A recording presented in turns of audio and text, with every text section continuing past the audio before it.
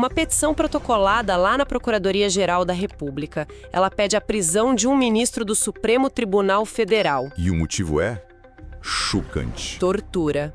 A suposta vítima, o ex-presidente da República, Jair Bolsonaro. Olha, quando advogados acusam um ministro do Supremo de tortura contra um ex-presidente, o Brasil entra num território, assim, muito perigoso. Com certeza. O debate deixa de ser puramente jurídico, sabe? Ele passa a ser abertamente institucional. A questão não é mais só se a lei foi violada. Não. A questão passa a ser se as próprias instituições estão em colapso.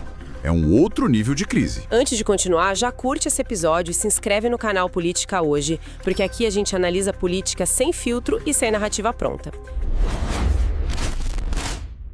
Ok, então para a gente entender a gravidade dessa acusação, a gente precisa voltar para o início de tudo. Exato. Esse pedido de prisão, ele se baseia num episódio muito específico, né? Sim, um episódio central. A queda de Jair Bolsonaro na cela dele, lá na Superintendência da Polícia Federal em Brasília. A queda em si. É o gatilho.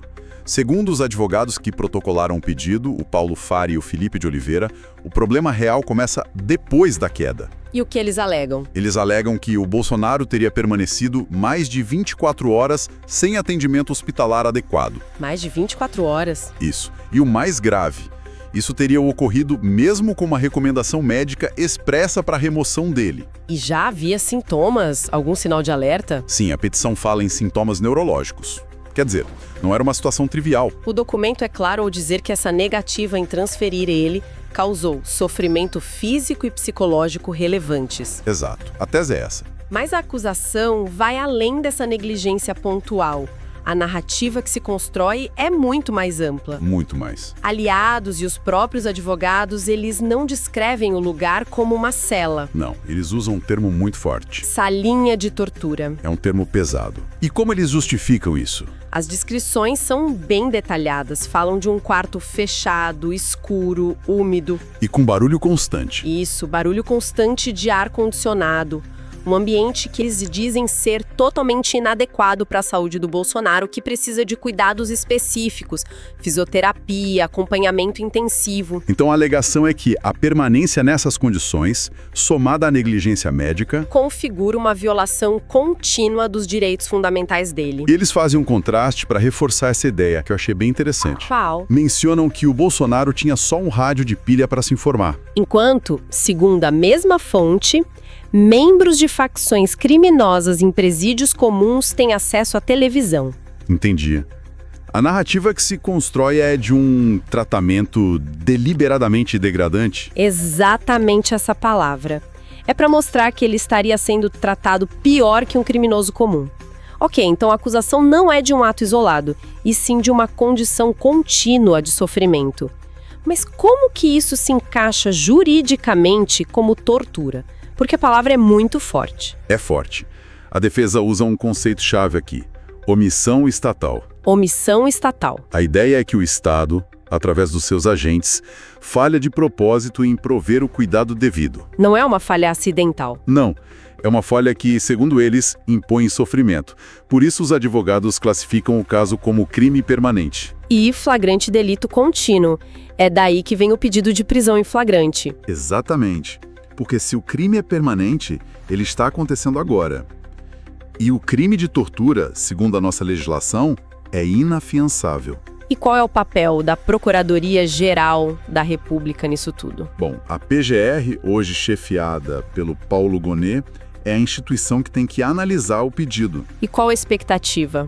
A expectativa nos bastidores, pelo que foi apurado, é de que o pedido seja arquivado. Por quê? Uma questão técnica. Menos técnica e mais política. Há uma percepção de que qualquer ação contra o ministro seria retaliada. O denunciante vira denunciado. Exato. Uma inversão de papéis que, segundo as fontes, tem se tornado comum no cenário atual. Deixando um pouco o juridiquês de lado, vamos falar do impacto político. Um pedido de prisão contra o Alexandre de Moraes. Isso é imenso. O que isso significa para o nosso cenário? Significa uma escalada sem precedentes num conflito. sem dúvida. De que forma? Esse episódio reforça, para toda a base de apoiadores do Bolsonaro, a narrativa de perseguição política. E a acusação muda de patamar, né? Totalmente. Não se fala mais em abuso de autoridade. A palavra agora é tortura. Que tem um peso simbólico e político muito, mas muito maior. Incomparável. E as outras instituições? Onde fica o Senado, por exemplo, nessa história? A percepção que se tem, e que as fontes reforçam, é de um silêncio institucional. Um vácuo. Um vácuo. O Senado, que teria o poder de fiscalizar os ministros do STF, é visto como omisso. Isso alimenta a sensação de que não existem mais freios e contrapesos funcionando como deveriam. Então, o conflito fica direto. Fica direto entre uma parcela da opinião pública, algumas lideranças políticas e o próprio judiciário. E esse clima de confronto, ele é ilustrado por outros casos que aparecem no material. Como qual? O advogado André Marcília, por exemplo, aponta o caso do Felipe Martins. O ex-assessor? Ele mesmo. Ele foi transferido de presídio sem que a defesa dele fosse comunicada. Como assim? Os advogados só descobriram quando foram tentar visitá-lo na prisão. Aí foram informados de que ele não estava mais lá. Isso é o que chamam de decisão surpresa, né? Exato. Um ato que, em tese, seria nulo, que viola garantias básicas. Esse padrão de ações é usado para argumentar que há um estado de exceção em curso no país. Com tudo isso na mesa, como essa crise institucional toda pavimenta o caminho para as eleições de 2026? Solidifica a imagem do Bolsonaro como um mártir do sistema. Isso mobiliza a base dele. E como? Mantém ele como uma figura central no debate, mesmo que esteja preso. A polarização não diminui com isso, pelo contrário. Ela se aprofunda. Ela se aprofunda. E a disputa de 2026 será, em grande parte, uma batalha sobre a legitimidade das instituições. Quem acredita nelas e quem não acredita. Em resumo, o que a gente tem aqui não é só uma disputa jurídica.